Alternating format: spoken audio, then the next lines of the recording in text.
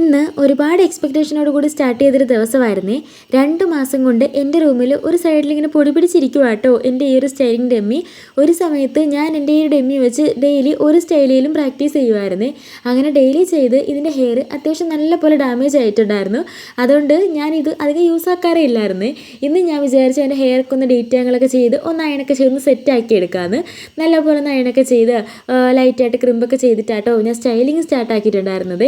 ഈ പുറത്ത് ഇതുപോലെ വന്ന് നിന്ന് സ്റ്റൈൽ ചെയ്യുമ്പോൾ ഒരു പ്രത്യേകതരം വൈബാട്ടോ. ചെറിയ ചാറ്റൽ മഴയൊക്കെ ഉണ്ടായിരുന്നേ. പക്ഷേ ഇതുപോലെ ഒന്ന് ചെയ്തിരുന്നപ്പോഴാട്ടോ പ്രതീക്ഷിക്കാണ്ട് നല്ല പോലെ കാറ്റും നല്ല മഴയും ആയത്. ഇവിടെ നിൽക്കാൻ പറ്റാത്തൊരവസ്ഥയായപ്പോൾ ഞാൻ എൻ്റെ സാധനങ്ങളൊക്കെ എടുത്ത് അകത്തേക്ക് കയറിയിട്ടുണ്ടായിരുന്നു.